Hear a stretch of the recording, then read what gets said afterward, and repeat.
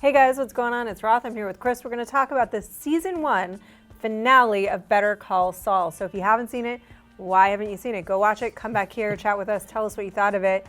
Chris, this has been an amazing first season of television. Yep.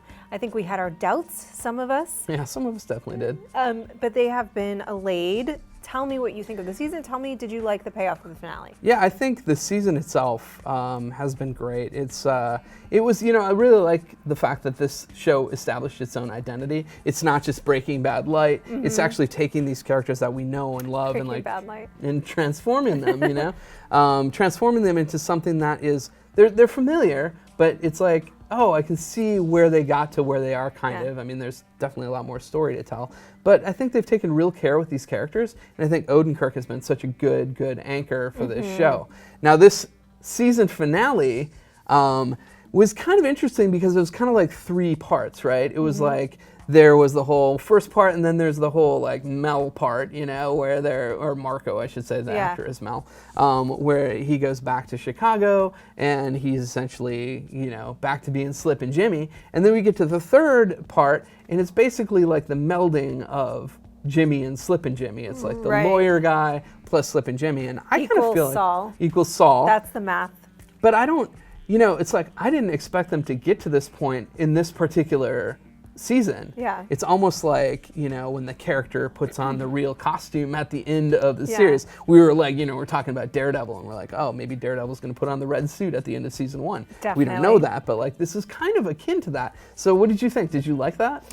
It's funny because I really loved this season, and I was really loving this episode. I thought Marco was a great character to go back and for him to like reconnect with his former self, the guy that he was trying to abandon to please his brother. I do like that he got the ring in terms of a costume, a little bit more of Saul flair in there from Marco. But I didn't think it needed to end as definitively as it did. I thought that they could present the idea that he was taking on, because first of all, Jimmy, the guy that he's been trying to please his brother, but it's like, it doesn't so much feel to me like he regained his old identity as now he's trying to be the guy that Marco wanted him to be. So I'm like, who are you? What do you want? Outside of what these other people's expectations of who you ought to be. I actually think, I kind of disagree with you a little bit. I actually think that he wanted to be, wrong. I think he wanted to be a good person. You could see it with the elder law stuff that he was doing. Like, I think there was actual reward in that for him. And what was such a betrayal when his brother came back and was like, I don't want you to be a lawyer, is he's like, I was actually doing this well. Yeah. He's like, he brought this huge case to the firm, and there was that moment where, the head lawyer, what's his name, the head dude. Oh, Hamlin? Yeah, he's just such, like, you just think he's a tool this entire time, and it turns out like, no, you know what? I was always on your side. Yeah. I was always there with you. And it's his brother that's been holding him back the whole time. Well, yeah, but I mean, this is kind of what I mean. So you don't disagree with me, because I do agree that he was fighting for his soul. If you had been reading IGN's reviews, he's fighting for his soul. I do think he's been doing, and I do think that it's been self-motivated, and I do think the fact that Chuck just rejected him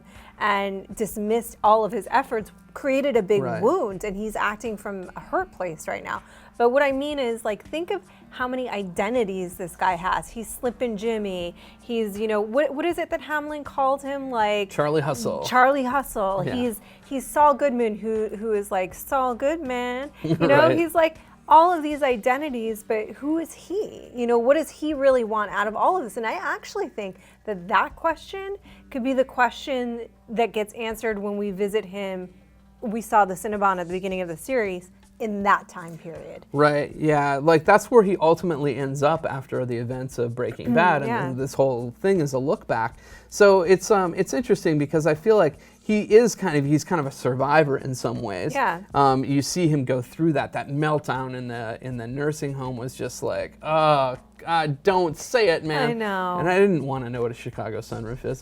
I did. I actually thought that story was so awesomely done, like the reveal of what that actually is. And then the best part was, and then the kids were in the backseat, and you're like, Because the truth is, the whole time you're thinking like Chuck was so judgmental of him. You're and you're thinking, wow, he must have done something really bad to have to pay for it for 10 years and try and regain his brother's respect. It was a prank.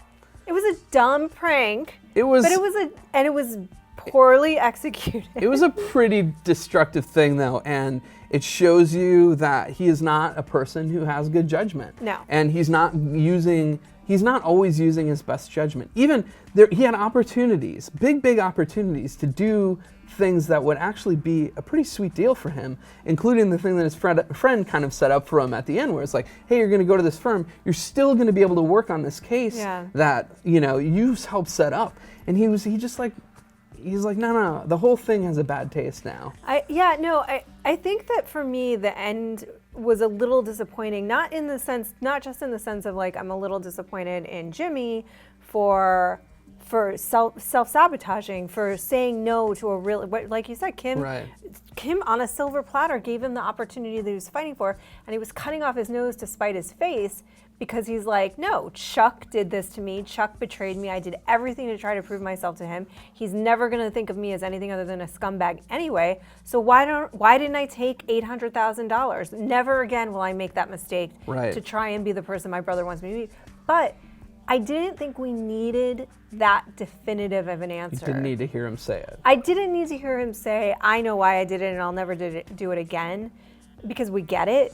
Right. I didn't need that line, but more than that, I wanted them to leave more of an open door. Like, I would have liked him to pause that beautiful shot where he feels the ring and he's thinking about Marco and he pauses.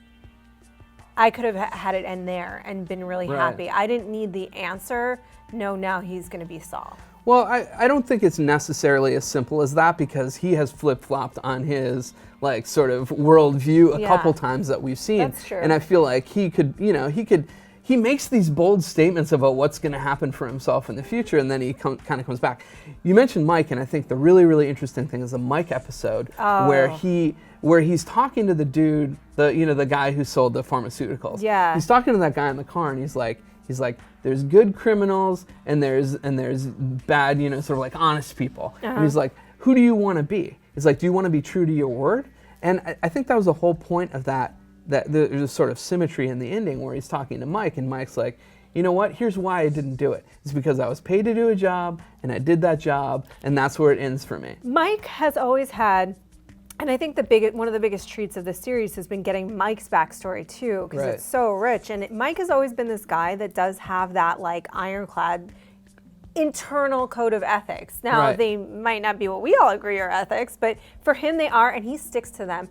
Jimmy, he's slipping Jimmy in that way too. He's a little more loosey-goosey with that kind of thing. But interestingly enough, and I don't want to cut you off, but in Breaking Bad, I always thought that Saul was he was kind of the moral compass for Walter, which kind of shows you where Walter is on this spectrum. No, absolutely. I agree. I think he was, because as bad as he is, he's never as bad as Walter White. He's never as damaged as Walter White.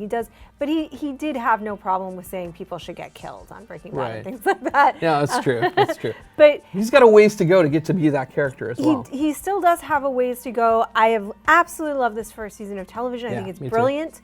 Beautifully done in every way, top to bottom. I am happy with the finale. I thought, but that episode, the Mike-centric episode and the last week's episode, I think were the two best episodes of the season. They were incredible.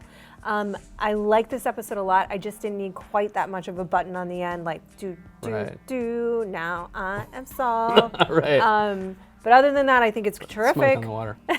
I want to know what you guys think. Did that little bit bother you? Do you think that we actually needed that? Leave your comments below. And for all things Better Call Jimmy and Saul, keep it on IGN.